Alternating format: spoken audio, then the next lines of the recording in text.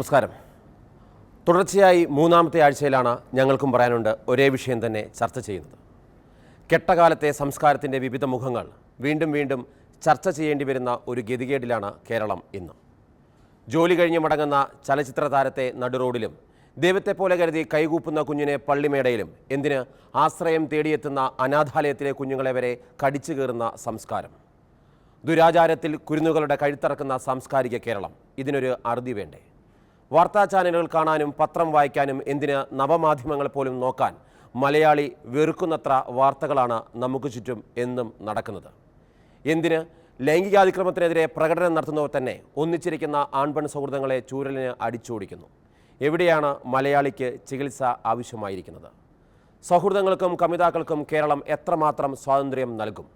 ശിശുപീഡകർക്കും സ്ത്രീ പീഡകർക്കും ദുരാചാര പോലീസിങ്ങിനും ആരൊക്കെയാണ് ന്യായീകരണം നൽകുന്നത്? ഞങ്ങൾക്കും പറയാനുണ്ട്. ഈ ആഴ്ച ചർച്ച ചെയ്യുന്നു. കെട്ടകാലത്തിന് ഒരു അവസാനം വേണ്ടേ? ഈ ചർച്ചയിൽ അതിഥികളായി എത്തിയിരിക്കുന്നത് Shri George Joseph, retired SP, Prathibha Hari MLA, advocate Maya, വനിതാ കമ്മീഷൻ ലീഗൽ അഡ്വൈസർ, ഒപ്പം ഡോക്ടർ മോഹൻ റോയ്, സൈക്കോളജിസ്റ്റ്, സോണിയ ജോസ്, മാധ്യമപ്രവർത്തക, അനുപമ മോഹൻ, നവമാധ്യമ പ്രവർത്തക. നമ്മുടെ നാട്ടിലെ ലൈംഗിക അതിക്രമ കേസുകളിൽ പെടുന്നവർക്ക് അല്ലെങ്കിൽ കുഞ്ഞുങ്ങളെ പീഡിപ്പിക്കുന്നവർക്ക് എല്ലാം തന്നെ രാഷ്ട്രീയമായ ഒരു പിന്തുണ പല ഘടകങ്ങൾ കൊണ്ട് കിട്ടുന്നുണ്ട്. സാമുദായികമായിരിക്കാം, അല്ലെങ്കിൽ മതമായിരിക്കാം, അല്ലെങ്കിൽ രാഷ്ട്രീയമായിട്ടുള്ള അവരുടെ ആദർശമായിരിക്കാം. ഇങ്ങനെയെല്ലാം അവരെ കുറ്റവാളിയായിട്ട് കാണുന്ന ഒരു പ്രവണത മാറ്റി അവരുടെ പക്ഷം പറയാൻ വേണ്ടിയുള്ള ഒരു രാഷ്ട്രീയ സപ്പോർട്ട് അവർക്ക് കിട്ടുന്നു. ഇതിനൊരു അറുതി വേണ്ടേ? തെറ്റ് ചെയ്യുന്നവരെ തെറ്റ് ചെയ്യുന്നവരായി തന്നെ കണ്ടുകൊണ്ട് കൃത്യമായി ശിക്ഷ വാങ്ങിച്ചു കൊടുക്കാനല്ലേ നമ്മളെല്ലാവരും ശ്രമിക്കേണ്ടത്. അല്ലാതെ ഇതിനെ ഒരു രാഷ്ട്രീയത്തിൻ്റെ പാതയിലേക്ക് കൊണ്ടുവന്ന് അത് തന്നെയാണെന്ന് തോന്നി ഈ സമൂഹത്തിൽ ഇന്ന് നമ്മൾ നേരിടുന്ന ഏറ്റവും പ്രശ്നം. കുറ്റവാളികൾക്ക് ഒരു രാഷ്ട്രീയം ചാർത്തി കൊടുത്തുകൊണ്ട് അതിൻ്റെ പേരിൽ ചർച്ചയാണ്. അവർ ചെയ്ത കുറ്റത്തെപ്പറ്റി ചർച്ച ചെയ്യും. കഴിഞ്ഞ ദിവസം തന്നെ ഉണ്ടായ സംഭവങ്ങളിൽ ആ കുട്ടികളെ ഉപദ്രവിച്ചത് ഇത്ര നീചമായിട്ടുള്ള ഒരു പ്രവർത്തനമാണ്. ഞാൻ ഇതുപോലുള്ള ചർച്ചയിൽ പങ്കെടുക്കുമ്പോൾ ഒരു MLA എന്നതിനേക്കാൾ ഉപരിയായിട്ടൊരു കുഞ്ഞിൻ്റെ അമ്മയാണ്. എനിക്കും ഉണ്ടാ വേദന. അവിടെ കൊല്ലപ്പെട്ട കുഞ്ഞുങ്ങൾ, അപമാനിതരായി മരണത്തിന് കീഴടങ്ങിയ കുഞ്ഞുങ്ങൾ, നമ്മൾക്കും അതേ വേദനയില്ലേ? ആ മാതാപിതാക്കൾ അനുഭവിച്ചോ അതിൽ ഒരുപടി കൂടുതലായിരിക്കാം. പക്ഷേ അതിനെങ്ങനെ രാഷ്ട്രീയമായിട്ട് കാണുന്നത്? രാഷ്ട്രീയത്തിന് മേമ്പൊടി കൊടുക്കേണ്ടതില്ല. അപ്പോൾ കേരളത്തിലെ മുഖ്യമന്ത്രി പറഞ്ഞ മറുപടി മാധ്യമപ്രവർത്തകരെ നിങ്ങളെല്ലാം കേട്ട് കാണും. ഒരിക്കലും ഒരു കുറ്റവാളിയെ ഇവിടെ രക്ഷപ്പെടാൻ അനുവദിക്കത്തില്ല. അപ്പോൾ ആദ്യം എനിക്കൊന്ന് പറഞ്ഞതിൽ തന്നെയുണ്ട്, ഈ സമൂഹത്തിൽ രോഗികളായ അല്ലെങ്കിൽ രോഗാവസ്ഥയിലുള്ള മനസ്സുമായി കഴിയുന്ന ക്രിമിനൽസ് ഉണ്ട്. ആ ക്രിമിനൽസിനെ കണ്ടെത്താനാണ്. അതിന് ഒരു രാഷ്ട്രീയ ചർച്ച ആവശ്യമില്ല. ആ ക്രിമിനൽസിന് ഏതെങ്കിലും രാഷ്ട്രീയത്തിൻ്റെ അല്ലെങ്കിൽ ഏതെങ്കിലും സാമുദായിക സംഘടനയുടെ അല്ലെങ്കിൽ എന്തിൻ്റെയെങ്കിലും ഒക്കെ മേമ്പൊടി ഉണ്ടെങ്കിൽ കൃത്യമായി തന്നെ അവിടെ ആ മേമ്പൊടികളെല്ലാം മാറ്റിവെച്ചുകൊണ്ട് തെറ്റ് ചെയ്തവരെ ശിക്ഷിക്കണം. ഒപ്പം രോഗാതുരമായിട്ടുള്ളൊരു സമൂഹമാണ്. ഒരിക്കൽ കൂടി പറയുകയാണ്, ഇതൊരു രാഷ്ട്രീയ ചർച്ചയാക്കരുത്. കേരളത്തിൽ സ്ത്രീകളായിട്ടുള്ള പൊതുപ്രവർത്തകരായി ഞങ്ങൾ എല്ലാവരും ആഗ്രഹിക്കുന്നത് ഇത്തരത്തിലുള്ള ഒന്നും തന്നെ ഇനി ആവർത്തിക്കപ്പെടരുതെന്നാണ്. ഞാൻ പറഞ്ഞ ക്ലാസ്സുകളും ബോധവൽക്കരണവും ഒക്കെ അത് ഔട്ട്ഡേറ്റഡ് ആണ്.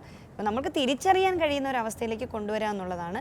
അതിന് സമൂഹത്തിൻ്റെ മൊത്തത്തിലൊരു പിന്തുണയാണ് ആവശ്യം. അവിടെ നമുക്ക് ഒരു രാഷ്ട്രീയത്തിൻ്റെയും ഒരു കൊടിയുടെയും ഒരു നിറവും ചർച്ച ചെയ്യേണ്ടതില്ല. കുറ്റവാളികളെ കണ്ടെത്തുക, പുതിയതായിട്ട് കുറ്റവാളികളെ സൃഷ്ടിക്കാതിരിക്കുക, ക്രിമിനൽ വൽക്കരണം തടയുക. അതാണ് എൻ്റെ അഭിപ്രായം. പോലീസിന് ഇത്തരം കാര്യങ്ങളിൽ ചില വീഴ്ചകൾ എപ്പോഴും സംഭവിച്ചുകൊണ്ടേയിരിക്കുന്നു. കാരണം എല്ലാ കേസുകളെടുത്താലും വേണ്ട രീതിയിൽ ആ നിമിഷം പോലീസ് ഒരു നടപടിയും സ്വീകരിക്കാറില്ല. പിന്നീട് ഇത് വാർത്തയായി വലിയൊരു സംഭവമാകുമ്പോഴാണ് ഒന്നേന്ന് പോലീസ് തപ്പാൻ തുടങ്ങുന്നത്. പോലീസിനൊരു അപജയം 15 വർഷമായിട്ട് ഉണ്ടായി. കാരണം ഞാൻ പോലീസ് ട്രെയിനിങ് കോളേജിലെ വാദ്യാരായിരുന്നു. ഇപ്പോൾ ഉള്ള മിക്കവാറും DYSP SP-മാർക്കൊക്കെ ഞാൻ ക്ലാസ് എടുത്താണ്. ഇപ്പോഴത്തെ ട്രെൻഡ് പോലീസിന് ഒരു ലിമിറ്റിനപ്പുറത്തോട്ട് ചില കേസ്, ദുരൂഹമായ കേസ് പെനിട്രേറ്റ് ചെയ്ത് പോകാൻ കഴിയുന്നില്ല. കാരണം അടിസ്ഥാനപരമായിട്ട് ഇൻവെസ്റ്റിഗേഷൻ അറിയാവുന്നവർ ആരും തന്നെ ഇല്ല എന്നാണ് ഇപ്പം വന്നിരിക്കുക എൻ്റെ കണ്ടെത്തൽ. പോലീസ് സ്റ്റേഷനിൽ പണ്ട് SI എന്ന് പറയുന്ന ആൾ, ഞാനൊക്കെ സബ് ഇൻസ്പെക്ടർ ആയിരിക്കുമ്പോൾ ആ പോലീസ് സ്റ്റേഷനിൽ എന്ത് സംഭവം നടന്നാലും ശരി SI ഈസ് റെസ്പോൺസിബിൾ. ഇന്ന് അവിടെ ഗ്രേഡ് SI എന്ന് പറഞ്ഞ 10-30 പേരുണ്ട്. വരുന്നവർക്കും പോകുന്നവർക്കും വന്ന് കയറി അവരെ ഡിസിപ്ലിനോട് നിർത്താനായിട്ട് ഈ SHO എന്ന് പറയുന്ന സബ് ഇൻസ്പെക്ടർ കഴിയുന്നില്ല. മറ്റേത് ഈ വാളയാറിലെ ഒരു സംഭവം ഉണ്ടായാൽ ആ SI ആൻസറബിളാണ്, അയാളാണ് പറയേണ്ടത്. കാരണം അങ്ങനെ ഒരു ഡിസിപ്ലിൻ ഇവിടുത്തെ മേലധികാരികളായ പോലീസ് ഉദ്യോഗസ്ഥന്മാരെ എൻഫോഴ്സ് ചെയ്യുന്നില്ല. അതിന് രാഷ്ട്രീയ നേതൃത്വത്തിന് അതൊന്നും ചെയ്യാൻ ഒക്കില്ല. കാരണം അത് കമ്മിറ്റഡായ പോലീസ് ഓഫീസേഴ്സ് ടോപ്പിൽ വന്നെങ്കിൽ മാത്രമേ ഇതൊക്കെ എൻഫോഴ്സ് ചെയ്യാൻ പറ്റുള്ളൂ. മായ, പോലീസ് രാഷ്ട്രീയം, അടുത്തത് നിയമമാണ്. അവിടെയും ഇവിടെയും പരാജയപ്പെടുമ്പോൾ നമ്മൾ നിയമത്തിലേക്ക് എത്തും. നിയമത്തിൽ 2012 പോസ്കോ വരുന്നത്, 2012 വരുന്നത്. അതിനുശേഷം കെട്ടിക്കിടക്കുന്ന കേസുകളുടെ എണ്ണം ഞാൻ പരിശോധിക്കുമ്പോൾ 100-ലേറെയാണ്. ആ കേസുകളൊന്നും കൃത്യസമയത്ത് തീർപ്പാകുന്നില്ല. ഇനിയും രണ്ടാമത്തെ വിഷയം, ഇത്തരം കേസുകൾ കൊടുക്കാൻ പലരും ധൈര്യപ്പെടുന്നില്ല. ഒരു മാധ്യമപ്രവർത്തകയ്ക്ക് ഇത്തരം ഒരു അനുഭവം ഉണ്ടായപ്പോൾ വക്കീൽ തന്നെ ഇടപെട്ട് പറയുന്നു, നമുക്ക് പുറത്ത് സെറ്റിൽ ചെയ്യാം, അകത്തേക്ക് പോയാൽ കോടതി മുറിയിൽ കയറ്റി നിങ്ങളെ ഞങ്ങൾ ചോദ്യം ചെയ്ത് നശിപ്പിക്കും, അപ്പം നിങ്ങൾക്ക് നാണക്കേടുണ്ടാക്കും എന്ന്. ഒരുപക്ഷെ വനിതാ കമ്മീഷനിൽ ഒത്തിരി കേസുകൾ വരുന്നുണ്ടാകും, മായ്ക്കറിയുന്ന കാര്യമായിരിക്കും. ഇങ്ങനെ വരുന്ന ഒരു സമൂഹത്തിൽ ഇത്തരം ഒരു പ്രവണത വരുന്നു. എവിടെയാണ് നമ്മുടെ നിയമത്തിൻ്റെ അഭാവമാണോ, അതോ നിലവിലുള്ള നിയമം നടപ്പാക്കുന്നതിലുള്ള വീഴ്ചയാണോ, അതോ മറ്റെന്തെങ്കിലും നിയമം ഇനിയും വരുത്തേണ്ടതുണ്ടോ, നിയമത്തിലെ കാലതാമസമാണോ, എന്താണ് നിയമത്തിന് പറ്റുന്നത്? മാർഷൽ ഈ പറഞ്ഞ ചോദിച്ച 4 ചോദ്യങ്ങളിലും ശരിക്കും പറഞ്ഞാൽ അതെല്ലാം ശരിവെക്കുന്നത് തന്നെയായിരിക്കും എൻ്റെ ഉത്തരം. ആദ്യം തന്നെ നിയമങ്ങളുടെ പോരായ്മ ഉണ്ടെന്ന് തോന്നുന്നില്ല. കാര്യം സ്പീഡി ഇതിന് വേണ്ടിയിട്ട്, ഡിസ്പോസലിന് വേണ്ടിയിട്ട് തന്നെയാണ് പോസ്കോ നിയമം വന്നത്. കുഞ്ഞുങ്ങളെ പീഡിപ്പിക്കുന്നതിന് വേണ്ടി, തടയുന്നതിന് വേണ്ടിയിട്ട് 2012 വന്നു. പക്ഷേ ആ നിയമം വന്നിട്ട് കൂടിയും നേരത്തെ സൂചിപ്പിച്ചതുപോലെ വളരെയേറെ കേസുകൾ ഇപ്പോഴും പെൻഡിങ് ആണ്. പക്ഷെ നമ്മളുടെ മുന്നിലുള്ള മറ്റ് പ്രീസിഡൻസ്, മുൻകാലങ്ങളിലുള്ള കേസുകളുടെ വിധി നോക്കണം. അവിടെയാണ് മിക്കവരും, ഞാൻ ഉൾപ്പെടെ, വക്കീൽ സമൂഹം ഉൾപ്പെടെ പഴി പറയുന്നത് അവിടെയാണ്. ജുഡീഷ്യറിയിലുള്ള വിശ്വാസം ജനങ്ങൾക്ക് ഏറെക്കുറെ നഷ്ടപ്പെട്ടു വരികയാണ്. ടു ബി ഓപ്പൺ, ഉള്ളത് തുറന്നു പറയുകയാണെന്നുണ്ടെങ്കിൽ. അപ്പോൾ നമ്മുടെ നാട്ടിലുള്ള, സൊസൈറ്റിയിലുള്ള ജനങ്ങളുടെ വിശ്വാസം, ജുഡീഷ്യറി മേലുള്ള വിശ്വാസം നഷ്ടപ്പെടുന്നു. നിയമം എന്നൊക്കെ പറഞ്ഞു കഴിഞ്ഞാൽ ഇപ്പോൾ ആൾക്കാർക്ക് അത്ര വിലയില്ല.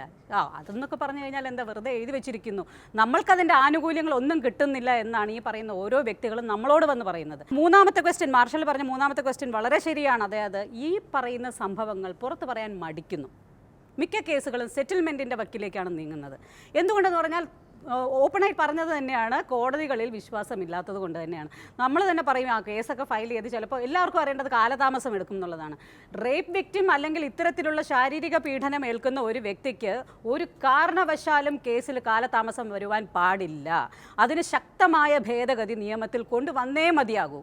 സ്ത്രീയുടെ മൊഴി മാത്രം മതി, ജീവനോടെ ഉണ്ടെങ്കിൽ സ്ത്രീയുടെ മൊഴി മാത്രം മതി എന്നുള്ള ഒരു ശക്തമായ ഒരു നിലപാടിലേക്ക്, സാഹചര്യ തെളിവുകളും കൂടി കണക്കിലെടുത്ത് അത്തരമൊരു സ്ട്രോങ് നിയമം വന്നിട്ടില്ല എന്നുണ്ടെങ്കിൽ നമ്മുടെ നാട്ടിൽ ഇത് കുറയുന്ന യാതൊരു പ്രതീക്ഷയും വേണ്ട. സോണിയ, ജനാധിപത്യത്തിൽ രാഷ്ട്രീയം, പിന്നെ പോലീസ്, അത് കഴിഞ്ഞാൽ പിന്നെ കോടതി, ഇവിടെ എല്ലാം പ്രതീക്ഷ നഷ്ടപ്പെട്ട് കഴിയുമ്പോഴാണ് ഒരാൾ മാധ്യമപ്രവർത്തനത്തിലേക്ക് എത്തുന്നത്. ആ മാധ്യമപ്രവർത്തനത്തിലേക്ക് വാർത്ത എത്തുന്നത്. ഇവിടെ എല്ലാം കഴിയും മിക്കവാറും. ഇതെല്ലാം കഴിയുമ്പോഴായിരിക്കും സ്വന്തം അവസ്ഥ പറയാൻ പറ്റി വരിക. പക്ഷേ മാധ്യമങ്ങൾക്കും ഒരുപാട് വീഴ്ചകൾ സംഭവിക്കുന്നില്ലേ ഈ വിഷയത്തിൽ? പ്രതിക്ക് വേണ്ടി സംസാരിക്കുന്ന മാധ്യമങ്ങളുണ്ടോ എന്ന് നമുക്ക് തോന്നിപ്പോകും. ഇപ്പോൾ ഒരു മാധ്യമപ്രവർത്തക ആയിരിക്കെ തന്നെ ഒരു പ്രേക്ഷകയും ഒരു സ്ത്രീയും കൂടിയാണ് ഞാൻ, ഒരു പൗരയും കൂടിയാണ്, കേരളത്തിൽ ജീവിക്കുന്ന ഒരു വ്യക്തിയും കൂടിയാണ്. അപ്പോൾ മാധ്യമങ്ങളിൽ നിന്ന് ജനങ്ങളും മാധ്യമപ്രവർത്തകരും എല്ലാവരും പ്രതീക്ഷിക്കുന്നത് ന്യായത്തിൻ്റെ വശമാണ്. കാരണം പൊതുജനങ്ങൾക്ക് എന്നും കേൾക്കാനും കാണാനുമുള്ളത് മാധ്യമങ്ങളെയാണ്. അവർ പ്രതീക്ഷിക്കുന്നത് നിയമപാലകരിൽ നിന്ന് ന്യായം പ്രതീക്ഷിക്കും, സംരക്ഷണം പ്രതീക്ഷിക്കും, ജുഡീഷ്യറിയിൽ നിന്ന് നീതി പ്രതീക്ഷിക്കും, ജനപ്രതിനിധികളിൽ നിന്ന് ശരിയായ രാഷ്ട്രീയം പ്രതീക്ഷിക്കും. പക്ഷേ മാധ്യമങ്ങൾ അവരുടെ ഭാഷയാണ് സംസാരിക്കുന്നത് എന്ന് ആയിരിക്കും ജനങ്ങൾക്കിഷ്ടം. അപ്പോൾ എപ്പോഴും ഏത് ചർച്ചയിലും മാധ്യമങ്ങൾ ഏത് വശവും പറഞ്ഞോട്ടെ, പക്ഷേ അത് ചെന്ന് നിൽക്കുന്നത് ശരിയുടെ പക്ഷത്തായിരിക്കണം എന്നൊരു ചിന്ത ജനങ്ങൾക്കുണ്ടാകും. ഇപ്പോൾ കുറച്ച് നാൾ മുമ്പ് ഒരു റിപ്പോർട്ട് കാണാനിടയായി, ലോകത്തിലെ ഏറ്റവും ക്രെഡിബിലിറ്റി കുറഞ്ഞത് ഇന്ത്യൻ മാധ്യമങ്ങളാണെന്ന്. ആ ഒരു വഴിയിലേക്ക് ഒരിക്കലും നമ്മൾ മാധ്യമ പ്രവർത്തകർ അല്ലെങ്കിൽ മാധ്യമ സ്ഥാപനങ്ങൾ പോകരുത്. വാർത്തയുമായി ബന്ധപ്പെട്ടതല്ലെങ്കിലും ഇന്നത്തെ ചാനലുകളിൽ കാണിക്കുന്ന സീരിയലുകൾ ഇതിന് വളരെ സഹായകമായ ഒരു സാഹചര്യം ഈ ലോകത്ത് സൃഷ്ടിക്കുന്നുണ്ട്. സന്ധ്യാനേരത്ത് കൊച്ചുകുട്ടികളും അമ്മൂമ്മമാരും അപ്പൂപ്പന്മാരും ഇരുന്ന് കാണുന്ന സീരിയലുകൾ കൊച്ചുകുട്ടികളുടെ മനസ്സിൽ ചെറുതിലേ മുതലേ പകയും വിദ്വേഷവും ചൂഷണവും എല്ലാം വളർത്തിയെടുക്കാൻ നന്നായി സഹായിക്കുന്നുണ്ട്. അതും ഈ മാധ്യമങ്ങളുടെ ഉത്തരവാദിത്വത്തിൽ പെടുമെന്ന് ഞാൻ വിശ്വസിക്കുന്നു. അനുപമ, ഇതെല്ലാം കഴിഞ്ഞു, ഇതെല്ലാം പഴയ കാലഘട്ടത്തിൻ്റെ ആയിരുന്നു. ഇപ്പം നവമാധ്യമങ്ങളാണ് വന്നത്. ശരിക്കും പറഞ്ഞാൽ അതിനൊരു ജന്മകർത്താവില്ലാത്ത രീതിയിലുള്ള മാധ്യമ പ്രവർത്തനമെന്ന് ഒരുപക്ഷെ ഇത്തരം നവമാധ്യമങ്ങളെ പറയേണ്ടി വരും. അതിനൊരു അഡ്രസ്സില്ല, അത് വളരെ കൃത്യമായി അടിക്കുന്നു. പക്ഷേ അത് സൃഷ്ടിക്കുന്ന ഏറ്റവും വലിയ അപകടം, ഇന്നലെ വരെ ഒരു സംസ്കാരത്തിൽ ഒരു മുട്ടത്തോട് പോലെ നമ്മൾ കരുതി വെച്ചിരുന്ന പല കാര്യങ്ങളും പൊട്ടിച്ചെറിഞ്ഞുകൊണ്ട് ആർക്കും എന്തും ചെയ്യാം, അതിനും ന്യായീകരണമുണ്ട്, ഞാൻ ബുദ്ധിജീവിയാണ് എന്ന് പറഞ്ഞാൽ മാത്രം മതി എന്നുള്ള അവസ്ഥയിലേക്ക് വരുന്നു. അവിടെ ഒരു പിടുത്തം ആവശ്യമല്ലേ അനുപമ? ആർക്കും എന്തും ചെയ്യാം, അത് വളരെ പെട്ടെന്ന് സ്പ്രെഡ് ചെയ്യും എന്നുള്ളത് സോഷ്യൽ മീഡിയയുടെ ഒരു ഫാക്റ്റാണ്. അതിൻ്റെ പുറത്ത് ഒരു ഓഡിറ്റ് നടക്കുന്നില്ല എന്ന് പ്രത്യക്ഷത്തിൽ നമുക്ക് തോന്നിയേക്കാം. പക്ഷേ ഒരു 20 വർഷം മുമ്പ് എന്തോ ആണെന്ന് തോന്നുന്നു, കോഴിക്കോട് 2 പെൺകുട്ടികൾ പീഡനത്തിനിരയായി എന്ന് ഒരു പ്രമുഖ മാധ്യമ സ്ഥാപനം വാർത്ത കൊടുത്ത് ആ കുട്ടികൾ ആത്മഹത്യ ചെയ്തു. ഒരു ക്ഷമാപണത്തിലൂടെ ആ വാർത്ത ഒതുങ്ങി. നിയമ വാഴ്ച നടക്കുന്ന ഒരു സംസ്ഥാനത്ത്, ഒരു രാജ്യത്ത് അങ്ങനെ അല്ല സംഭവിക്കേണ്ടത്. പിന്നീട് ആ മാധ്യമം പ്രവർത്തിക്കാൻ പാടില്ല എന്നുള്ളതാണ്. ജനങ്ങൾക്ക് നീതി നടപ്പായി എന്ന് ബോധ്യമുണ്ടാവണം.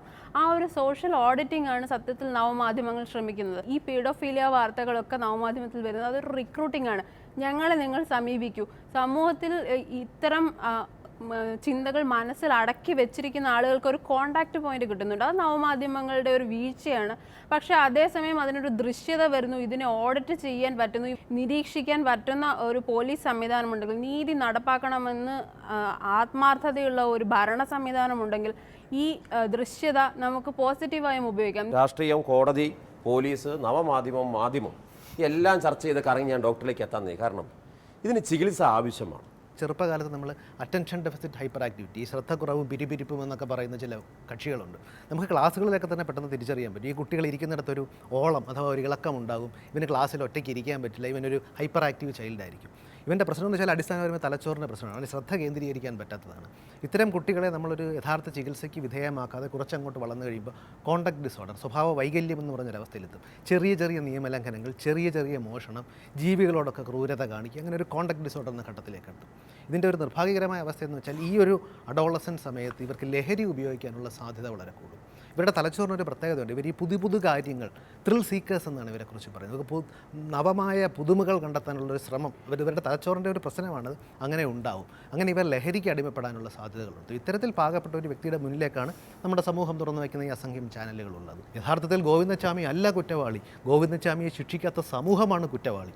ആ സമൂഹമാണ് ജിഷയിലേക്ക് എത്തിക്കുന്നത്, ആ സമൂഹമാണ് വാളയാറിലേക്ക് എത്തിക്കുന്നത്. അപ്പോൾ ഇത്തരം ഓരോ ഘടകങ്ങളിലും വ്യക്തിയും സമൂഹവും നിയമനിർമ്മാണ വ്യവസ്ഥയും നീതിന്യായ വ്യവസ്ഥയും എല്ലാം ഒരുമിച്ച് നിന്നാൽ മാത്രമേ ഈ മാനസിക രോഗിയിൽ നിന്ന് നമ്മുടെ കുഞ്ഞുങ്ങളെ രക്ഷപ്പെടുത്തിയെടുക്കണമെങ്കിൽ, ആ കുഞ്ഞുങ്ങൾ, ആ ഇരകൾ ഇനി വേട്ടക്കാരനായി മാറാതിരിക്കണമെങ്കിൽ തീർച്ചയായും ഇത്തരം ഘടകങ്ങളുടെ എല്ലാം പ്രവർത്തനം ആവശ്യമാണ്. നിസ്സംശയം പറയാൻ സാധിക്കും, ഇത് ചെയ്യുന്ന വ്യക്തികൾ മാനസിക രോഗികൾ തന്നെയാണ്.